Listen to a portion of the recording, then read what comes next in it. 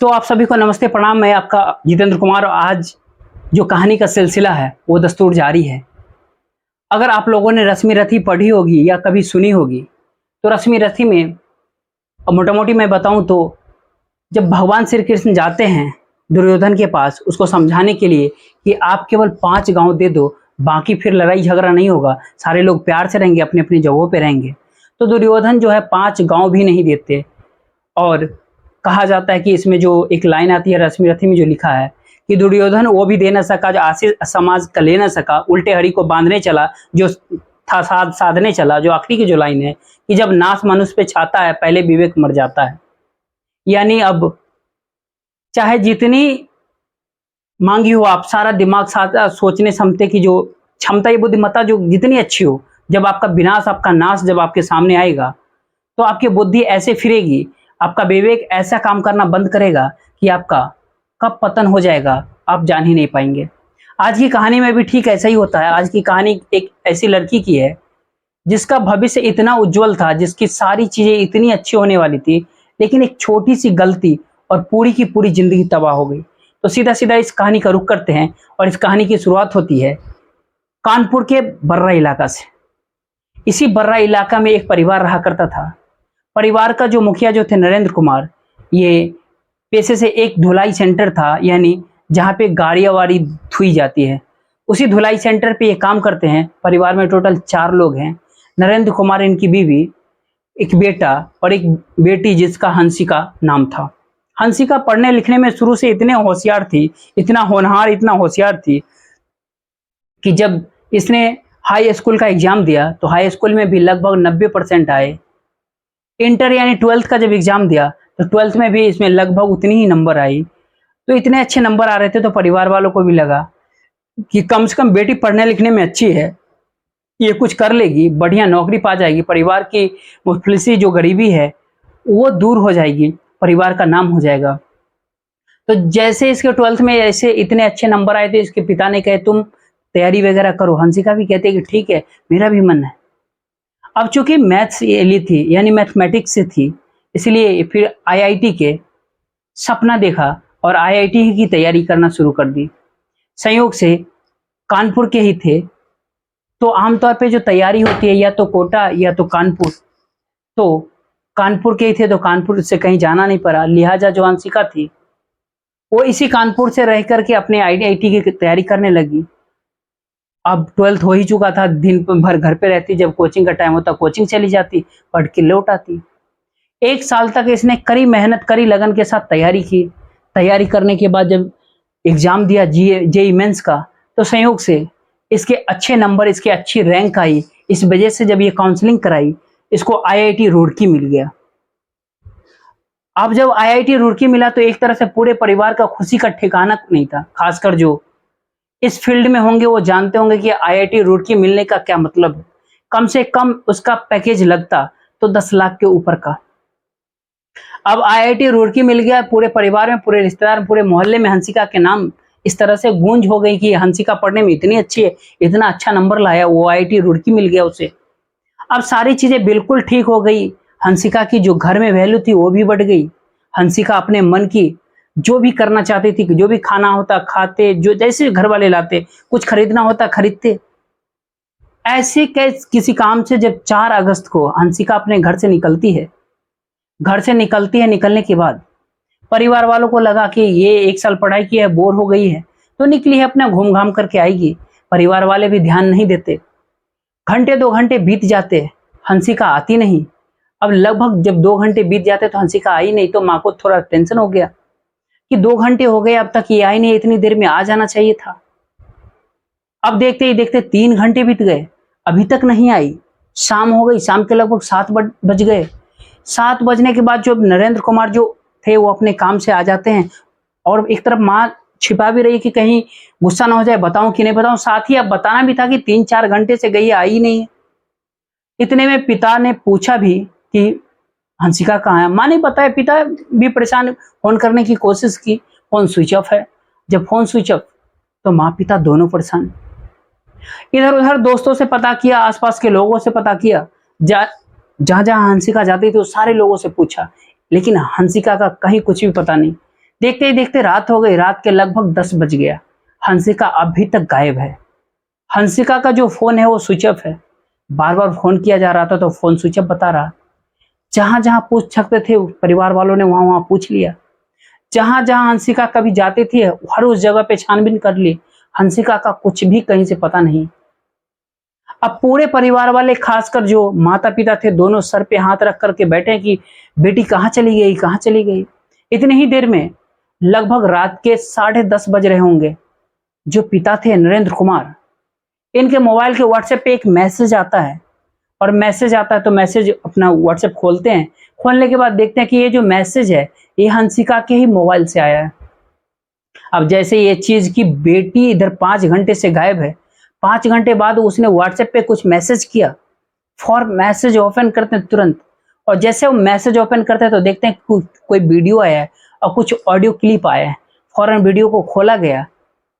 अब जैसे वीडियो खोलते हैं तो वीडियो में जो कुछ भी दिखा उसे देखने के बाद माँ बाप का कलेजा एक तरह से दहल जाता है। दरअसल उस वीडियो में जो हंसिका है, एक कुर्सी पे, एक चेयर पे एक बंदी बैठाई गई है। उसे को किसी ने बैठा करके बांधा है। पूरे पसीने से तरबतर थे, उसके कपड़े अस्त व्यस्त थे। ऐसा लग रहा था जैसे किसी ने उसे बुरी तरह से मारा हो, पीटा हो, टॉर्चर किया हो। साथ ही उसके साथ एक मैसेज था उस पूरी वीडियो क्लिप के साथ कि अगर अपनी बेटी को सही सलामत जिंदा चाहते हो तो 10 लाख रुपए अपनी ही बेटी के अकाउंट में डाल दो, मैं उसे कहीं कहीं निकलवा लूंगा, और जब डाल दोगे तो तुम्हारी बेटी तुम्हें मिल जाएगी। अगर 3 दिन के अंदर पैसे नहीं डालते हो तो बेटी की लाश लेने के लिए तैयार रहना। अब ये वीडियो साथ ही ऑडियो पिता और माँ दोनों देखते हैं। देखने के बाद बदहवास, अब क्या करें। ऐसा भी पैसा भी नहीं था कि कोई करोड़पति था, कोई लखपति थे वो और तुरंत 10 लाख दे करके बेटी लेकर के आ जाते। एक आदमी जो साफ सफाई का काम करता हो वो भी किसी और के दुकान पे, तो 10 लाख रुपए की 3 दिन के अंदर लाएगा कहाँ से। पिता ये वीडियो देखता, उसका कलेजा फट गया। माँ इधर रो रो करके बुरा हाल थी, जवान लड़की किडनैप हो गई है, ऐसा कुछ हो गया तो क्या करे। भाई भी इधर परेशान। उसके बाद से फोन करने की फिर कोशिश हुई कि चलो बात करते हैं, जो भी किडनैपर है उनसे कुछ डील करते हैं, समझौता करते हैं। फोन फिर से स्विच ऑफ आया। अब इधर एक मैसेज आया और फिर से फोन स्विच ऑफ हो गया। व्हाट्सएप, वीडियो कॉल कुछ भी लग नहीं रहा था। माँ पिता दोनों लोग परेशान, रातों की नींद उड़ गई, क्या करें। इसी उधेड़बुन में कि क्या करे क्या, लगभग 2 बज गए। पिता को ये पता था कि 10 लाख रुपए 3 दिन में मैनेज तो नहीं कर पाऊंगा।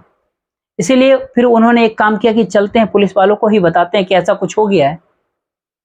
लिहाजा लगभग रात के 2:30 बजे जो पिता था नरेंद्र कुमार, वो थाने जाता है। जाने के बाद पूरा वाकया बताता कि मेरी बेटी को किसी ने किडनैप कर लिया है और साथ ही इतने रुपये मांग रहा है।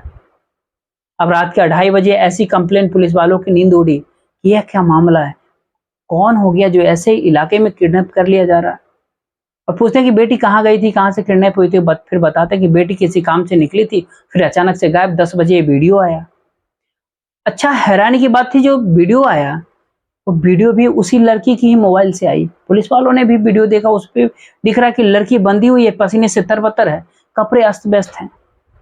पुलिस वालों को भी लग गया कि ये मामला जो है ये संगीन है।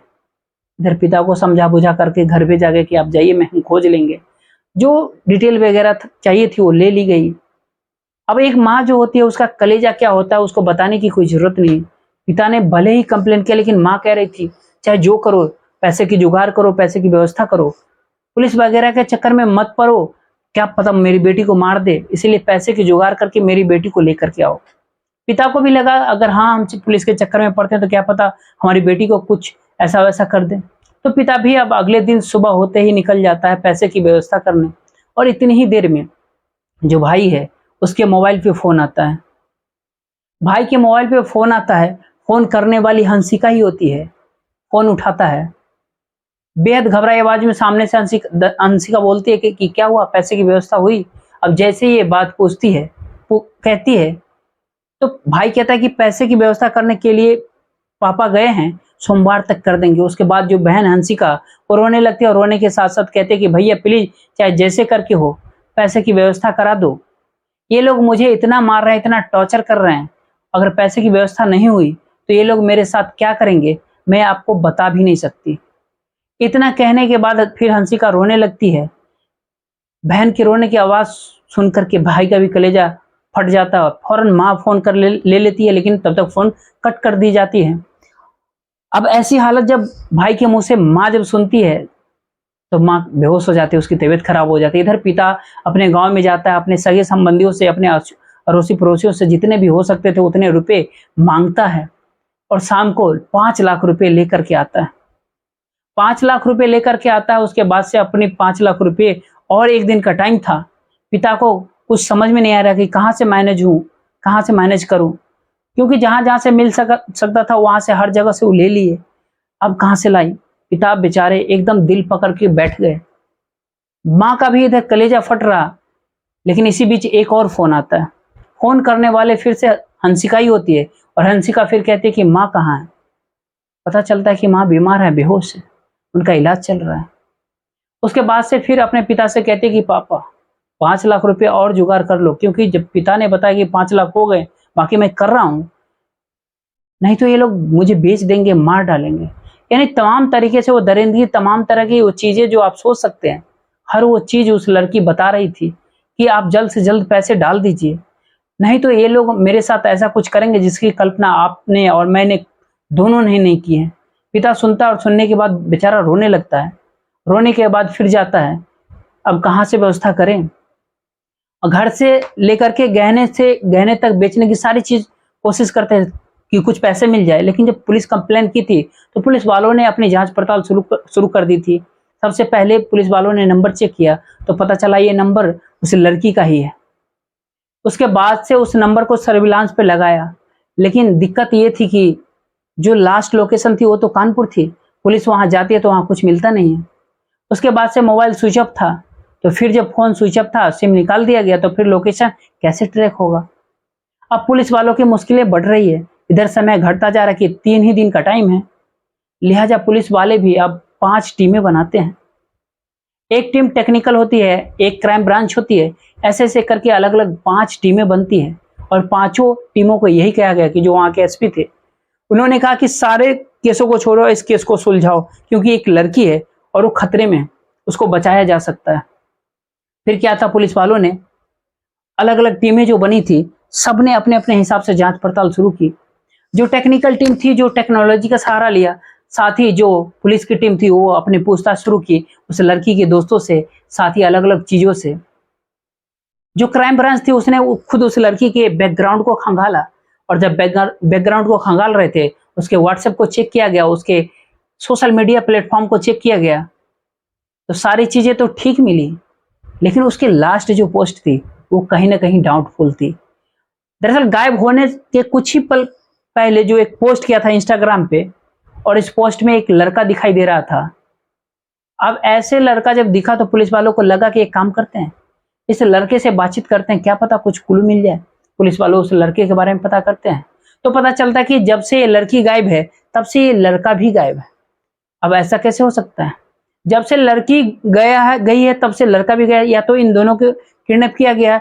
लेकिन इन दोनों को अगर किडनैप किया गया है तो लड़के के घर वालों के पास भी तो फिरौती की रकम मांगी जानी चाहिए ना। लेकिन यहाँ कुछ ऐसा हुआ ही नहीं था। फिर क्या था? जब ये चीज पुलिस वाले देखते हैं तो पुलिस वालों की जो शक की सुई है कहीं ना कहीं उस लड़के के ऊपर घूम गई। और जब पुलिस की शक के उस लड़के के ऊपर घूमी, तो घूमने के बाद पुलिस वालों ने सीसीटीवी कैमरों को खंगालना शुरू किया कि लड़की कहाँ गई थी, कहाँ से गायब हुई, कहाँ तक जा रही थी, किस कैमरे में कैद है। उसके कैद होना बंद हो गया, तो तमाम चीजें चेक की गई। तो संयोग से जिस टाइम में गायब हुई उस टाइम भी इसके जो लोकेशन थे उसी लड़के की साथ थी, और ये और वो लड़का दोनों एक कैमरे में साथ ही दिख रहे थे, वो भी पैदल चलते हुए। अब पुलिस वालों को लग गया, हो ना हो इस मामले में ये लड़का जरूर कुछ जानता है। फिर क्या था, तब तक ये नंबर जो सर्विलांस पे इस लड़की का लगा था, इस लड़के का भी नंबर सर्विलांस पे लग गया। लड़की का फोन तो स्विच ऑफ था, जो लड़की का जो फोन था वो स्विच ऑन है। लोकेशन अब ट्रैक की जाने लगी। इसी दौरान एक लोकेशन लखनऊ की मिली। इससे पहले कि लखनऊ पहुंचते जो लोकेशन थी वो बस्ती पहुंच गई, यानी लोकेशन भी अब शिफ्ट हो रही है। और इसी दौरान लड़की के अकाउंट से 1,000 रुपये भी निकाले गए, और निकाले गए तो ये भी पता चला तब कहीं ना कहीं पुलिस वालों की जो शक की सुई थी वो किसी और ही दिशा में चली गई। अंत में सारी चीजें, इस लड़की को बरामद किया गया, साथ ही वो लड़के को गिरफ्तार किया गया बस्ती के एक होटल से। बस्ती के एक होटल से जब गिरफ्तार किया गया, दोनों एक दूसरे के साथ थे और एक दूसरे के साथ कंफर्टेबली बैठे हुए थे। वहां से जब बरामद किया गया, बरामद करने के बाद दोनों को लाया गया, तो लाने के बाद फिर सवाल यही था कि जब लड़की किडनैप हो गई थी, इसका अपहरण हुआ था, तो ये आराम से एक होटल के कमरे में बैठी हुई क्यों थी? बस इसी सवाल का जवाब जो पुलिस वालों ने ढूंढा, तो जो कहानी निकल कर के सामने आई, वो कहानी अपने आप में बेहद शर्मनाक भी थी, बेहद खौफनाक भी थी।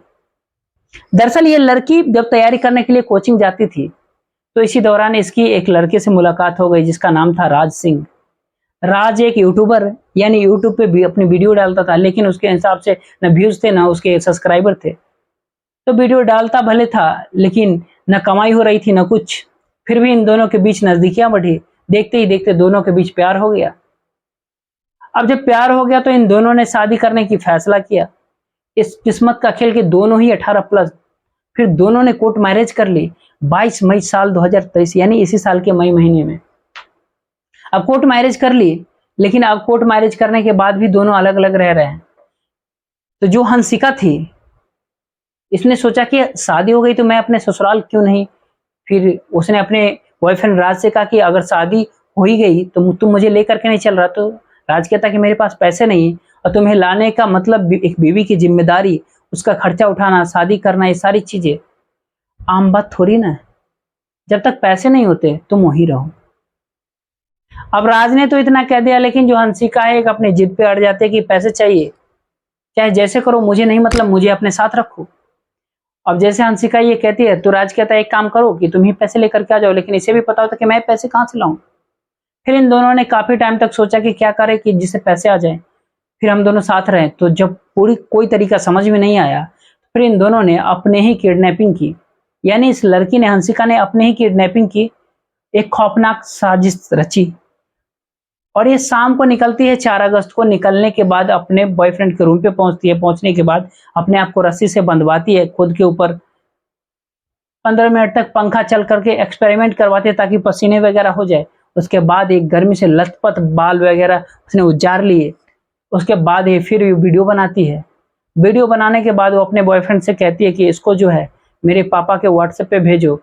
साथ ही एक आईआईटी रुड़की जैसे संस्थान में जब एडमिशन होने वाला था, ये टेक्नोलॉजी वाला अच्छी जानती थी, तो ये कंप्यूटराइज वॉइस चेंजर का सहारा लिया और उस राज को कहा कि तुम अपनी आवाज में धमकी दो।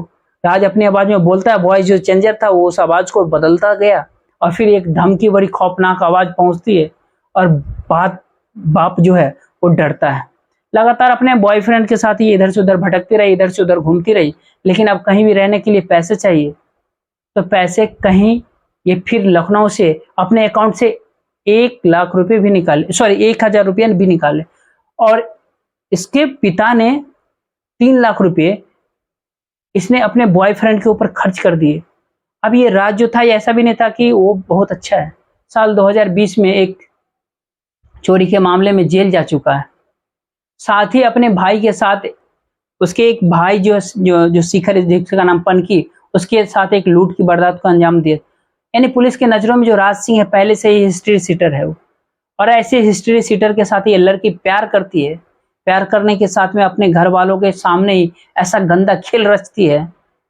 अब पुलिस वाले जब गिरफ्तार करके इन दोनों को लाते हैं, लाने के बाद जब जेल में डालते हैं और जब मीडिया पहुंचती है जब पूछने के लिए कि आपने ऐसा क्यों किया, तो इस पे इस लड़की बेशर्मी से कहती है कि मेरा परिवार है, मैं चाहे जो करूं, तुमसे क्या।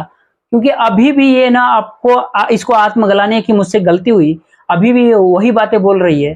जब इसको जेल डाला गया और लड़की को अलग और लड़के को अलग, तो इन दोनों को यही डिमांड थी कि हम दोनों को एक साथ रखा जाए। हद लेवल की बेशर्मी है। फिलहाल ये थी पूरी कहानी। एक लड़की जो शुरू में मैंने कहा कि जिसका इतना भविष्य उज्जवल था, जो कि इसका अच्छा खासा पैकेज लगता, आईआईटी रुड़की में पढ़ता, और उसके बाद शादी करती, भाग जाती, चाहे कुछ भी करती। 4 साल का बीटेक इससे हो नहीं पाया। उससे पहले चाह रही थी कि बॉयफ्रेंड के साथ रहूं, लेकिन ये 4 साल बाद अगर बॉयफ्रेंड के रहती, इसकी किस्मत जैसी थी इसकी किस्मत वैसी थी इसकी बुद्धि। जय हिंद, जय भारत।